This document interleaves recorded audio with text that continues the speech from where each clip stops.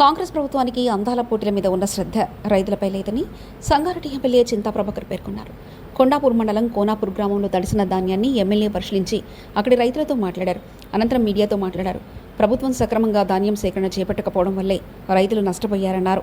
నామమాత్రంగా ధాన్యం కొనుగోలు కేంద్రాలు ఏర్పాటు చేశారని, సెంటర్లో కనీస సౌకర్యాలు లేవన్నారు. గవర్నమెంట్ కొనాలని కోరుకోవాలి.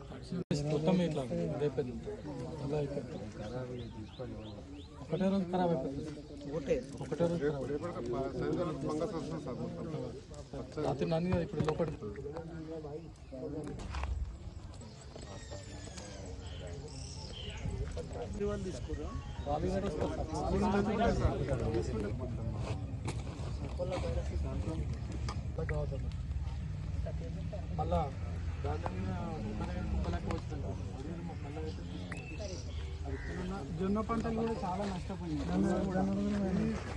ఈ మొక్కలు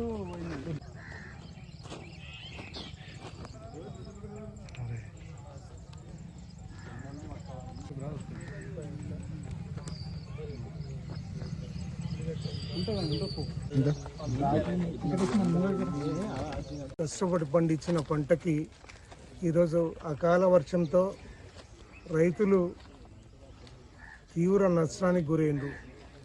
ఈ మండల్ మొత్తంలో 283 ఎకరాల మొక్కజొన్న, ఈ ఒక్క గ్రామంలోనే సిహెచ్ కోనాపూర్లో 80 ఎకరాలు మొక్కజొన్న పంట మొత్తం నేలపాలైపోయింది. దీనికి తీవ్ర నష్టానికి గురైన రైతులు ఆవేదనతో ఈరోజు మా పండిన పంటకి చేతికొచ్చిన పంటకి ఈరోజు అంతా నష్టపోయినాం కాబట్టి దీనికి నష్టపరిహారం కింద మమ్మల్ని ఆదుకోవాలని ఈరోజు వాళ్ళు కోరుతా ఉన్నారు.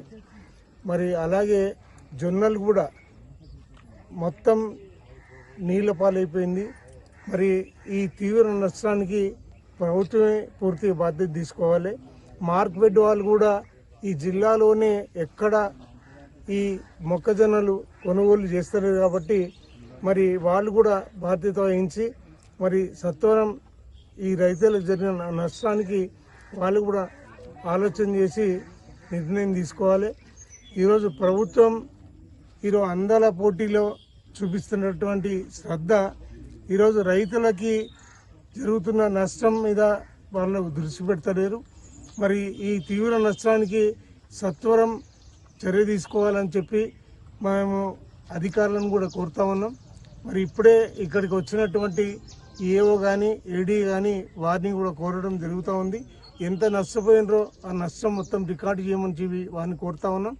అలాగే కలెక్టర్గా కూడా, జాయింట్ కలెక్టర్గా కూడా దీని మీద బాధ్యత వహించి వీళ్ళకి నష్టపరిహారం గురించి ఆలోచన చేసి నష్టానికి పరిహారం